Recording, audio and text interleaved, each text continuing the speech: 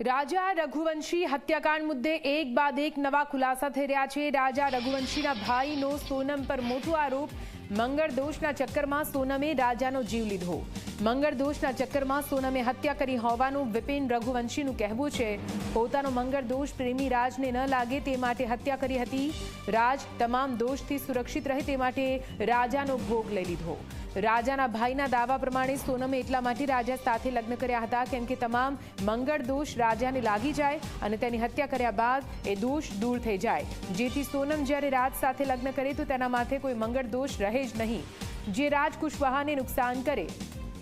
આ મંગળ દોષના નામે રાજાને માર્યા બાદ બંને ખુશખુશાલ જીવન જીવી શકે તે પ્રકારનું પ્લાનિંગ પૂરું રચ્યું હતું। જો કે પ્લાનિંગ પહેલા જ બંનેની ધરપકડ કરી લેવાઈ છે।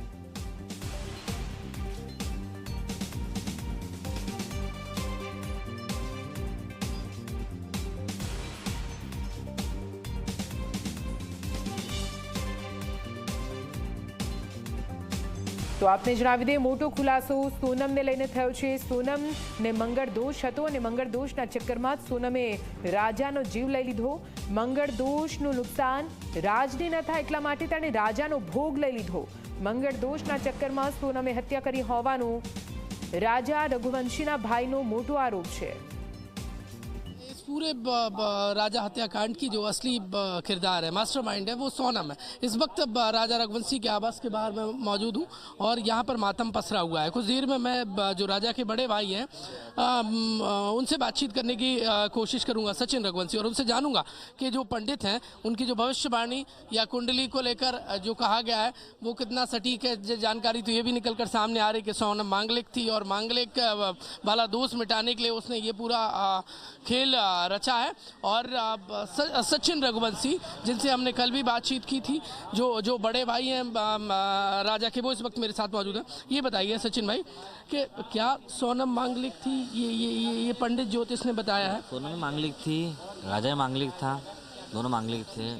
अब जैसे बोलते ना एक सोचने वाली बात कि बहुत से बोलते हैं कि पहला पति मर जाए दूसरी शादी सक्सेस हो जाती है, तो इतने हो सकता है प्लानिंग शादी करी हो सोनम ने कि पहला पति मर जाएगा दूसरी शादी में अच्छे से हो जाएगी। जिस तरह से जिस जगह राजा को ले गए थे तो वहाँ से तो ये उम्मीद थी कि ना इनको जो प्लान था कि बॉडी मिलती नहीं कभी। वो राजा की किस्मत थी कि उसको जहाँ फेंका था वो 1000 फीट की खाई थी और 200 फीट पर अटक गया, नहीं तो 2-3 दिन के अंदर ही वो कंका मंग के खत्म हो जाता। सोनम का ये षड्यंत्र के वो मांगलिक थी तो पहली शादी क्या उसने प्लानिंग के तहत राजा से? उसके मन में तो करा होगा ना, उसके मन में चरा होगा तो उसको किसी बता होगा, वो ज्योतिष से तंत्र किया कि उनको विधि आती है तो वो चीज़ तो उनको हुई होगी। यानी वो राज की होना चाहती थी, इसीलिए उसने जानबूझकर राजा से शादी वो की। राज की थी या राज के ऊपर और कोई भी था, वो तो सस्पेंस अभी तो किसकी थी वो है, ये तो हमें पता नहीं क्या। कल ज्योतिष को बुलाया था, वो क्या कह रहा था? कौन सा उनने बुलाया था?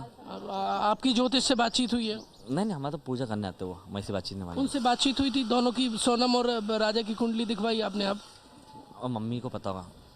शादी से पहले पंडित से गुण मिलवाए थे, देखा था क्या? हमारी तो मत्ती मारी गई थी, सीधी सी बात है कि उन्होंने जो करा हमने हाँ मैं करता है। आप पंडित के पास नहीं गए थे शादी से पहले? मम्मी जाते मेरे पास अपन का टाइम, मम्मी पापा देखते चीज़ों का। यानी सोनम के घर वाले जो कह रहे थे उस वैसे ही करते गए आप? हाँ, मत्ती मारी गई थी हमारी तो। ये कंफर्म है कि सोनम मांगलिक थी? हाँ कंफर्म था, मांगलिक थी। लड़का मांग लिया, कुंडली दिखाई थी हमने दोनों की, मांगलिक तो पक्के थे।